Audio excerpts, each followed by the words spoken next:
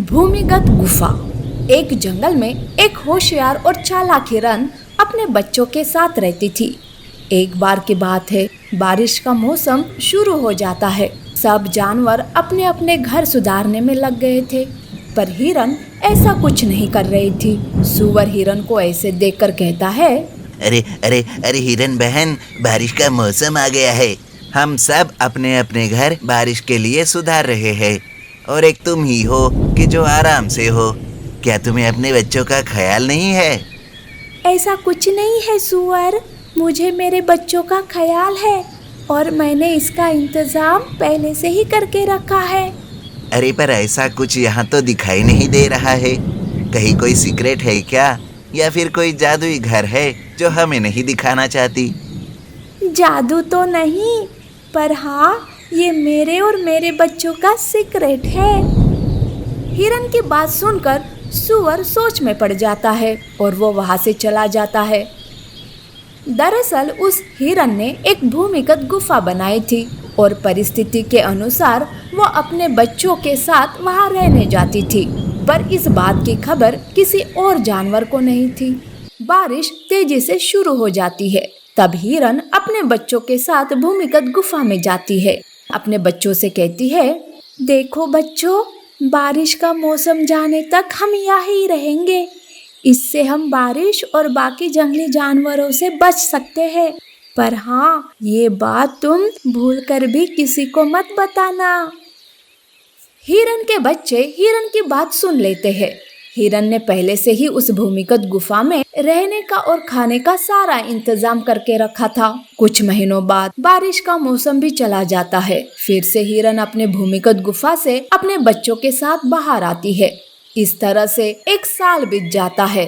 अब गर्मी की वजह से जंगल में सूखा गिर जाता है। कहीं कहीं जगह तो गर्मी की वजह से आग भी लग जाती है। अब धीरे धीरे एक एक जानवर जंगल छोड़कर दूसरे जंगल जा रहे थे। तभी भी सूअर हिरन से कहता है, हिरन बहन, अपने बच्चों को लेकर चलो हमारे साथ दूसरे जंगल में।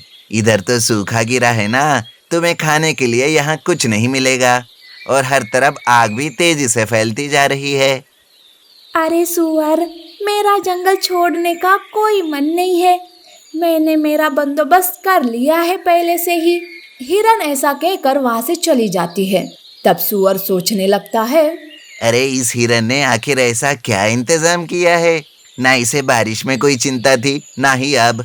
मुझे तो ये पता ही करना होगा आखिर इसका सीक्रेट क्या है। सूअर ऐसा सोचकर वहीं रह जाता है और हिरन पर नजर रखने लगता है। दूसरे दिन हिरन अपने बच्चों के साथ भूमिगत गुफा की तरफ जा रही थी। तब सूअर भी उसके पीछे पीछे चुपके से जाने लगता है, पर कुछ ही पलों में उसे हिरन कहीं दिखाई नहीं देती। तब सूअर सोचने लगता है, अरे ये क्या, हिरन अपने बच्चों के साथ कहाँ गायब हो गई? अभी तो यहीं पर थी। कहाँ गई, ढूंढना पड़ेगा। सूअर हिरन को वहां ढूंढने लगता है। वही पास की झाड़ी में एक भूखा बाघ बैठे रहता है। उसकी नजर सूअर पर रहती है। वो उसका शिकार करने वाला था। हिरन गुफा का दरवाजा बंद करने जाती है कि उसकी नजर झाड़ी में छुपे हुए भूखे बाघ पर जाती है। तब हिरन जल्दी से बाहर निकलती है और बाघ का हमला होने से पहले ही सूअर को अपनी भूमिगत गुफा में ले आती है। बाघ का हमला खाली जाता है। उसे भी तब वहाँ कोई नहीं दिखाई देता है और वो वहाँ से खाली हाथ चला जाता है। उधर गुफा में सूअर हिरन से कहता है, अच्छा, तो ये है तुम्हारा सीक्रेट। ये भूमिगत गुफा बहुत अच्छी है हिरन। तुम्हें पता भी है कि तुम किस मुसीबत में फंसे थे? तुम्हारे पीछे भूखा बाघ था। ये तो अच्छा हुआ कि मेरी नजर पड़ गई उस पर। सूअर उस बाघ को जाते हुए देखता है और हिरन का धन्यवाद करता है। फिर उस दिन के बाद से सूअर भी अपने लिए एक भूमिगत गुफा बना लेता है और आराम से रहने लगता है। हमें भी किसी भी परिस्थितियों में रहने के लिए पहले से ही इंतजाम करके रखना चाहिए, ताकि हम हर कठिनाइयों का सामना कर सके। 3 दोस्त कछुओं की कहानी। एक बड़ा सा तालाब था जो कि जंगल के बीचों बीच था, जहाँ पर टोनू, मोनू और सोनू नाम के 3 कछुए रहते थे। उन तीनों की आपस में अच्छी दोस्ती थी, पर टोनू और मोनू हमेशा छोटी छोटी बात के लिए आपस में झगड़ते रहते थे। एक बार ऐसे ही उन दोनों में झगड़ा चल रहा था कि तभी वहाँ सोनू आता है और कहता है, अरे तुम दोनों आपस में क्यों झगड़ते रहते हो? ये छोटी छोटी बातों के लिए झगड़ा करना अच्छी बात नहीं है। सोनू की बात सुनकर टोनू कहता है, अरे सोनू, झगड़ा तो हमेशा मोनू ही शुरू करता है, मैं तो भोला बेचारा हूँ। हाँ हाँ, पता है तुम कितने दूध के धुले हो।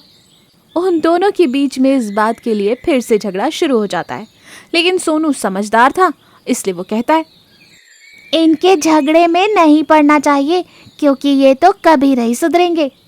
ऐसा कहकर सोनू वहाँ से चला जाता है। इस तरह झगड़ा करके कुछ दिन निकल जाते हैं।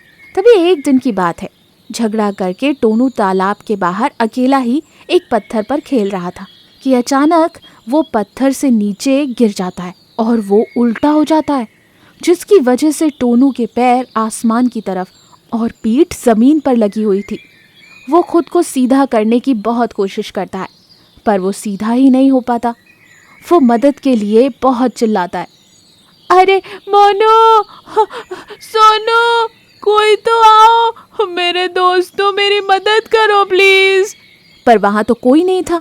ऐसे ही कुछ वक्त निकल जाता है कि तभी उसके पास से कोई आते हुए दिखाई देता है। गौर से देखने पर पता चलता है कि वो बंदर था, जो कि टोनू पर हंस रहा था। तब टोनू बंदर से कहता है, अरे बंदर, मुझ पर हंसने से अच्छा है कि मेरी मदद कर दो। अरे टोनू, तुम ऐसे बहुत फनी दिख रहे हो, थोड़ा तुम्हारा मजा तो उठाने दो। बंदर टोनू की मदद करने के बजाय उस पर जोर जोर से हंस रहा था।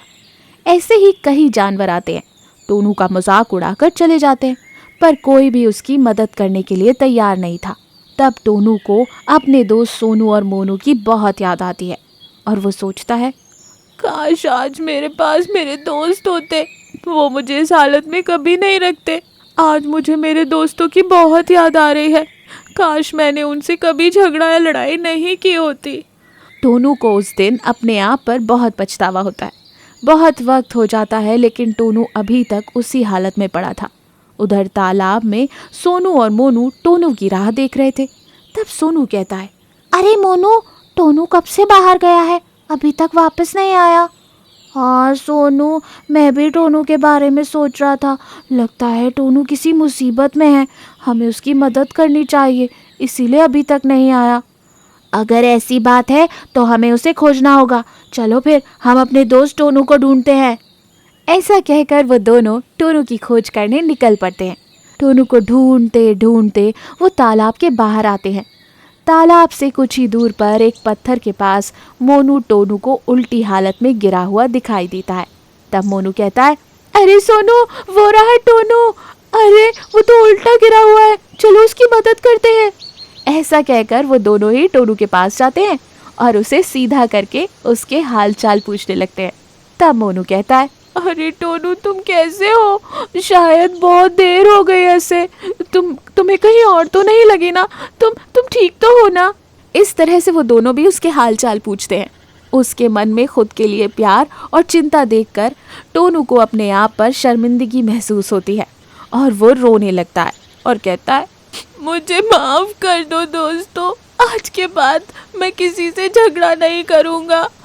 मुझे आज तुम दोनों की दोस्ती की अहमियत पता चली है। इस तरह से टोनू रोते हुए उन दोनों से माफ़ी मांगता है। तब सोनू कहता है, देखा टोनू और मोनू, हम एक दूसरे की सहायता के बगैर अपना जीवन नहीं जी सकते, इसीलिए कसम खाओ कि आज से तुम आपस में झगड़ा नहीं करोगे। उस दिन के बाद से वो फिर कभी झगड़ते नहीं, आपस में खूब मस्ती करते, एक दूसरे का ख्याल रखते और एक दूसरे के साथ दिन भर तालाब के पास खेला करते। तो देखा आपने, हमें अपने दोस्त या आसपास के लोगों से कभी बैर या झगड़ा नहीं करना चाहिए, क्योंकि समय पड़ने पर वो ही हमारी मुसीबत में मदद करते हैं।